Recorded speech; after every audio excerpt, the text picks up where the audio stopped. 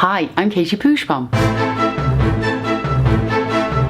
And welcome to TheatreBound, a channel dedicated to all things theatre. And for this video, I was gonna tell you my predictions for the theatre industry for 2018, but I'm conflicted. I'm looking at the new programs and I'm seeing how excited everybody is, but I'm also weary. Why? Because I've seen this before. I was gonna talk about what these programs said they're gonna do, but oh, it's so boring. We know what they're gonna do. Instead, I'm gonna tell you my predictions, the positive and the negative of 2018. So you can distinguish between when I'm speaking about the positive and the negative. Don't worry, I have my rose tinted glasses for the positive and my brutal honesty for the negative. So what are my predictions for 2018? Well, my positive and negative predictions, here we go. Number one, new writing. So much has happened this year globally. A lot of negative political things have happened and emerged, but also some really great things. Things like one simple hashtag became a whole movement and forced a lot of truth to come to the surface. There's so much to be written about. People are going to be so driven and passionate to write something about 2017 that theatres and theatre companies are going to be on the hunt for new writing. It's going to be a great year for new writing.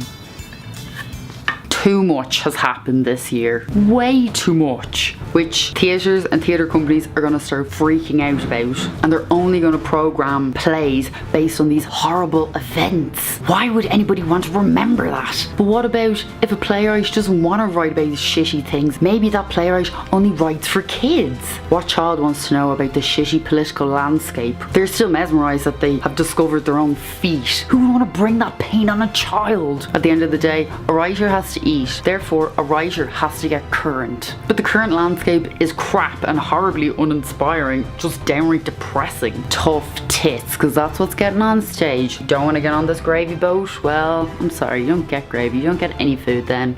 Tough. New funding schemes from the Arts Council. The Arts Council, they have heard the concerns of the artists and wants to create a fair chance for everyone to grow within this industry, both financially and creatively. What do they do to achieve this? They created new schemes to meet the new requirements of all these new artists. How exciting. Bullshit. The Arts Council say this every year. The only new thing coming out of the Arts Council is their new graphic art on their website. That's it. They say such beautiful and promising words that something's gonna change, that the theatre landscape, it's gonna get better. And it doesn't. Artists are still going to struggle, money is gonna get tighter, and artists are gonna spend so much energy praying and begging to the theatre gods that maybe someday they might get funded. They've only been working like, what, 20 years? But they won't. New policies for a better work environment. A lot of theatres and major theatre companies decided this year they're going to implement new policies to get rid of sexual harassment in the workplace. All thanks to the hashtag #MeToo movement that was created by Tarana Burke, which brought to light the disgusting behaviour a lot of women and men have had to endure in the workplace in both the film industry and the theatre industry. These new policies are going to remain for 2018 and will further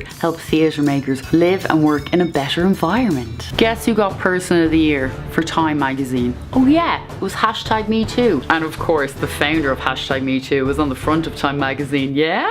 Wrong! She wasn't there! Stupid Taylor Swift's fat head was there. And that is exactly what's gonna happen with these new policies. They will work for a period of time, but then will slowly dilute into nothingness. Because people are going to start picking and choosing what they like out of the policy instead of what actually works out of the policies. But Katie, maybe you're being too negative. Maybe they will stay the same. No, they're going to pick and choose what they like, just like they did in Time magazine. Well, that looks really good. Not the founder. Oh look, Taylor Swift.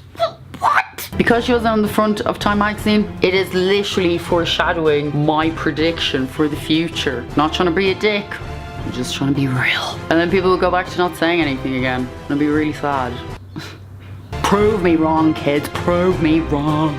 Technology. Technology, it's moving in leaps and bounds every day, particularly this year, and it's becoming more accessible for theatre makers to use, particularly in their theatre productions. For 2018, technology is going to be more involved in the theatre production process, in set design, lighting design, and now you don't even have to wait for an email from a theatre or theatre company. You can download an app and get even more information, which is going to help the theatre industry create stronger communication with their audience and let their audience know about their productions in the future. Hooray! Technology costs money and involves a lot of knowledge that sometimes you're not going to be able to find a YouTube tutorial on that. It doesn't exist. What, you've 10 years of directing and producing, but can you open up Photoshop? No, didn't think so. And if you think you can be set in your old ways, oh no, technology is coming in fast. Is technology the new way of how you get an audience in? Oh yeah, it is. You know all that technology you can't use? Yeah, that's how you get your audience in.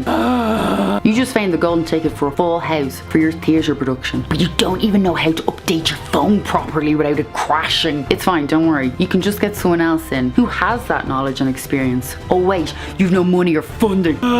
New year, new audience. With new ideas and new writing emerges new faces.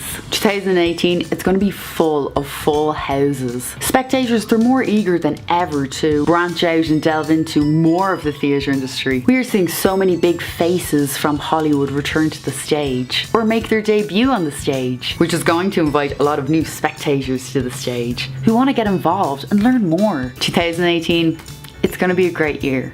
Lies. Audience attendance is declining rapidly, but no one is saying it. Everyone just keeps online, and even in person and say, yeah, we get full houses all the time. And why wouldn't they? Of course. People believe in hype. So you're going to create the hype so people will come. Why? Because people need to eat. If you build it, they will come. No, they won't. Lots of things are built and no one arrives. A lot of theatre, it's aimed at a particular set of people, and that set of people is dwindling. And a lot of people, they still have this notion that the theatre industry is just for stuffy intellects that just go there to feel smart. No, the theatre industry, it's a form of entertainment. It doesn't exist if spectators aren't there. That's a quote that needs to start getting around. Theatres thrive with full houses, and not even just financially, but just the energy that what you're making, people are enjoying and they're entertained by it. It's making them think. But to do that, you have to open up the stage doors and let the people know actually it's for everyone, and it always has been. Who do I blame? The Arts Council, obviously. Get your shit together, Arts Council. I blame you. You've all the money and you're keeping it for donuts, I assume, obviously.